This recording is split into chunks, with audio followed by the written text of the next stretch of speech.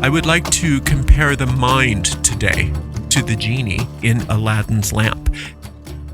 This poor young orphan discovers this lamp, and this lamp has a magic genie within it that's able to grant the wishes of the young orphan. And then the orphan, despite all the different adventures that he has to go through, in the end is successful.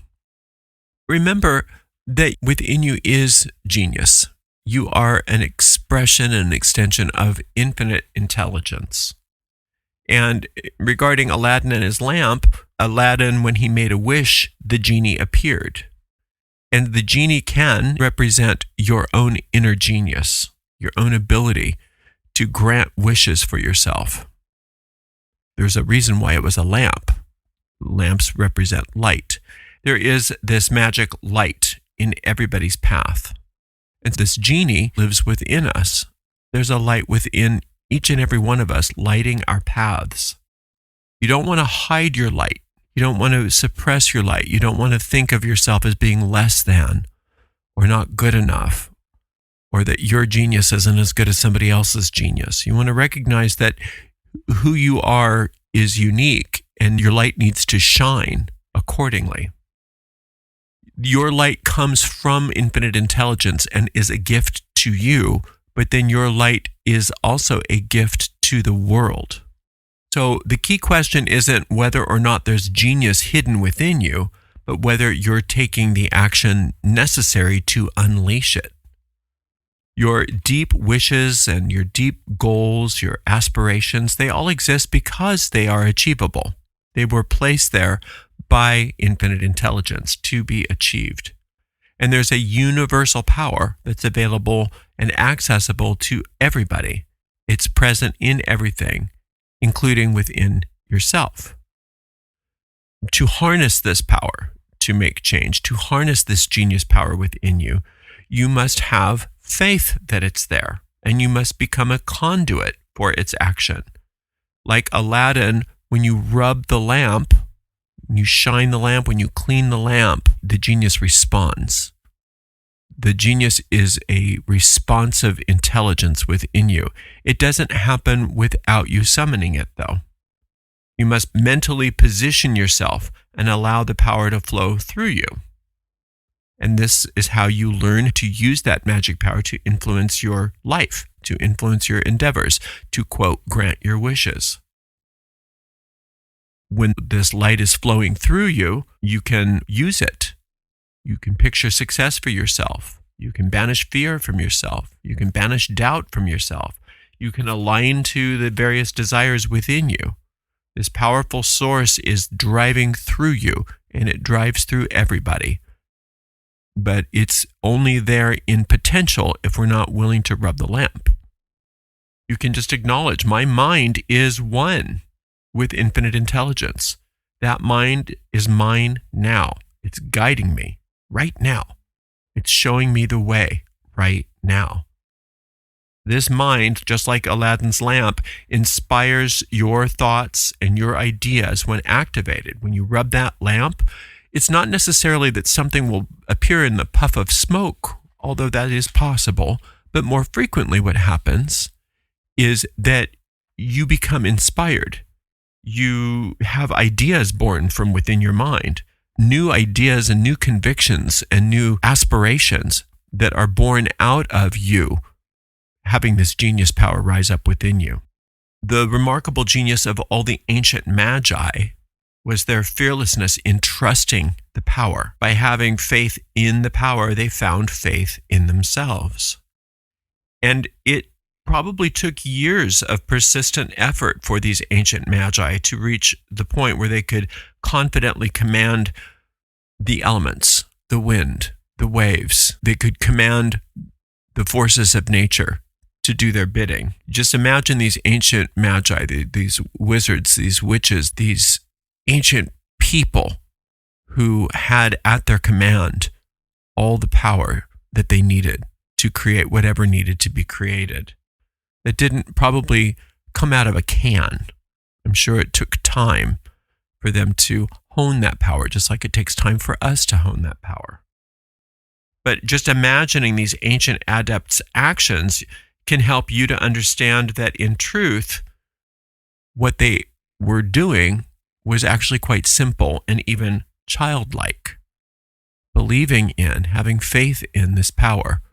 If you're working for something financial, if you're working for a health issue, a relationship issue, resolve a problem, create a business, whatever it is that you're trying to do, you must think about it.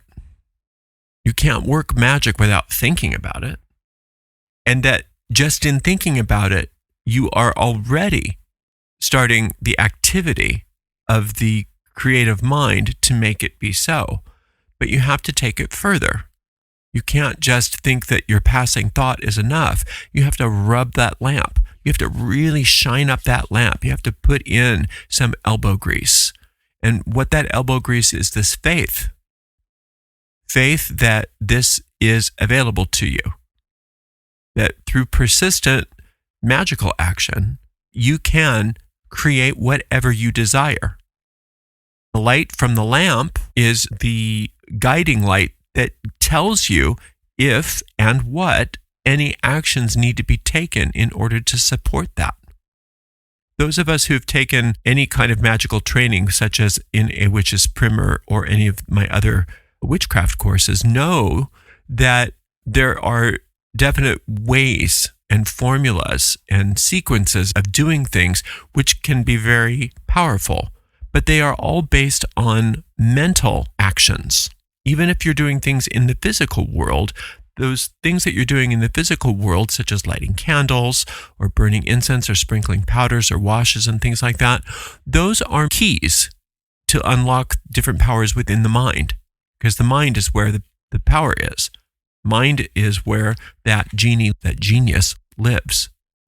Doing those things can help impact your faith and your expectancy that this is coming true for you, whatever it is that you're working on. Burning those candles, burning that incense, sprinkling those powders, etc., those can bring about and nurture the faith and the expectancy within you that your desires are being manifest. And that is the genie in the lamp at work. But it's the mental action that is the power, not the powder, not the incense. Those things are powerful if they can stimulate the right kind of mental response. So this idea of these ancient magi, don't think of them as being more powerful than you. Don't think of them as being something that's so lofty that they're beyond what you're capable of doing. Instead, you want to internalize them and use them as guideposts, these ideas of these ancient adepts as guideposts, so that you can remind yourself that if they can do it, so can I. Whatever they did, I can do also. I have access to the same power that they have. There's only one power. There's only one life. There's only one presence, and it's accessible to all.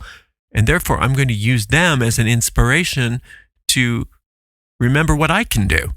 Imagining the significance of this idea doesn't really require as much effort as you think it does. Think about Aladdin. Aladdin rubbed the lamp and knew that the genie would come out. He expected the genie to appear, expected the genie to fulfill his wishes. And though Aladdin is a mythical character, we recognize that it's a representation of a very real power that exists within you. Yes, it's dormant most of the time, but it doesn't need to be. All it needs is a little coaxing, shining up that lamp, polishing up that lamp in order to release it. And that's why we have exercises and things that we do on a regular basis. Those are the little rag that shines up the lamp.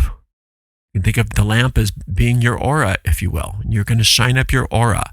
And you can think of the genie as being that kundalini force in the base of your spine that rises up and comes out when you shine up that aura, grants you whatever it is that you desire. This power within you is ready for you. It's available to you right where you are.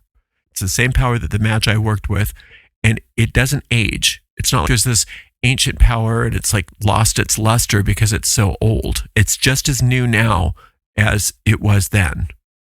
The power that can create flowers out of the ground is just as potent now as it was thousands of years ago. And it's that same power that exists within you. Take out your lamp and shine it. Polish it up with faith, with conviction, with gratitude, with acceptance. Use your feelings. Use your imagination. Use your mind as a channel for that real power. Remind yourself that power comes from a universal source. The wick of your lamp is immersed in the oil of that universal source. It derives its power from infinity. And because the source is infinite, it doesn't ever go away. You can never use it up. There's always enough oil for your lamp. You want to make sure that your lamp is always shining. You think about an old oil lamp between the 19th and 20th centuries. They used to put a globe on those lamps, and that globe not only would protect the flame and protect you from the flame, but would also amplify the flame. You can think of your lamp as having that kind of a globe as well, and you want to make sure that globe is clear to let the light shine brightly through you and amplify all of that power that is rising up from you. The light itself and the oil that fuels it have always been provided to you by the force of life itself. It's always been there in potential. And that's that coiled serpent at the base of your spine. It's not that it was never there. It's just you didn't know it was there. And so it just slept. But once it's awakened, it rises up and it brings you what you want. Your task is to consciously connect your mind with the divine force within you. The infinite's good and perfect creation is already within you. And it's just about you learning how to shine up the lamp and allow that light to shine from within. You can trust in your own inner helper, your own inner genius. Before sleep, you can let yourself go to sleep and tell that genie within you what you want, what you need it to manifest. And then when you take that idea into sleep with you, that's when the genie is awake the most, because you're not there interfering. And when you awaken, you'll probably wake up with fresh new ideas about what to do in regards to either your goal or your problem. This is a way of awakening that genie within you by taking something into sleep with you. I just had somebody on one of my YouTube videos where I was talking about taking an idea into sleep with you, taking like a mantra into sleep with you. She said, I have such a hard time falling asleep. I'm sure this would make it worse. And I thought to myself, or maybe it would make it better. How do you know? You didn't try it yet. You just assumed, you already decided it wasn't going to work for you. I'm sure this isn't going to work for me. I'm sure this is going to make it worse. But how many times do we do that? We hear things like this and we say, well, that's never going to work for me. Or I'm special, I'm different. I can't have things work out for me because ... We have a story about why nothing works for us.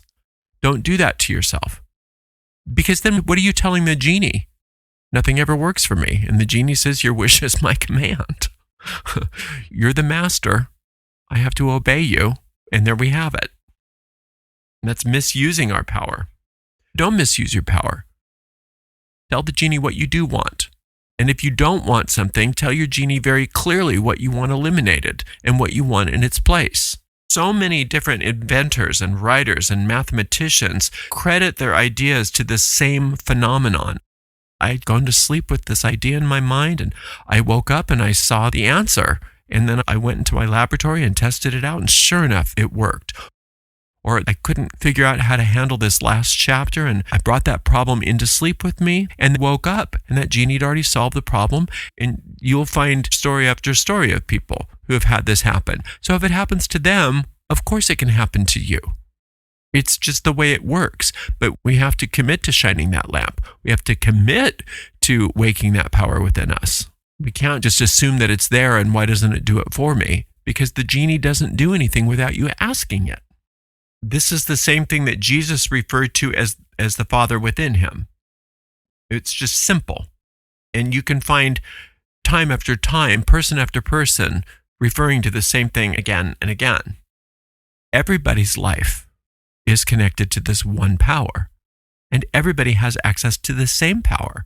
It's like a deep well within all humanity, and it's ever abundant. You can't deplete this power. but you can use it, or you can ignore it completely and complain that nothing ever works for you. That's the beauty of our freedom of choice. We can use it or not use it. Somewhere inside you lies the solution to all of your goals and all of your challenges. You possess the strength to thrive and the faith to trust if you decide to use them. You hold this key. You are just like Aladdin. You have already been bestowed with this creativity, this genius, and this light. It was bestowed upon you as part of your creation. It's part of who you are. It's the fabric of your being. You couldn't separate yourself from this power if you tried, but you can't ignore it. You can pretend like it's not there. You can be ignorant of it. The genie will still await your call. And you can achieve all the good you seek if you but call upon that inner power diligently and regularly. It's been stated that the first steamboat crossing the Atlantic had a book on board in their library that claimed that steam-powered boats were impossible. I find that fascinating. If you have faith in this power, you can tap into it just like all the ancient Magi and just like everybody else who's ever accessed this power. They don't have any special abilities other than they've practiced. They don't have any special access to this power. The only thing that it requires is practice, and that you try it and that you come back to it again and not allow the evil sorcerers of that story who are trying to separate you from your lamp to win. You don't want to give them any power. Who are those evil sorcerers? That's your ego. That's your own ego thinking, your own habit of saying nothing ever works for me. I am all alone. I am powerless. I have nothing. I am a victim in this world, and only bad is ever coming to me, except for if I happen to be lucky. You create your own luck, and you can create your own luck here and now by recognizing that power exists within you, just like in Aladdin's lamp, and you can shine up that aura of yours. You can call upon that genie from within you and allow it to rise up and start telling it what you want. You have this ability. We have all kinds of techniques that help you access this power. It's up to you whether you use them or not. And even when you use them, whether or not you use them magically or superstitiously. And you don't want to use anything superstitiously. You want to recognize that power lies within you. And it really doesn't need any technique other than you having faith in it, you calling on it, and you leaning on it until your manifestation comes to form. And you can do it. Thank you so much for spending a little time with me today. I so appreciate you. Until next time, blessed be.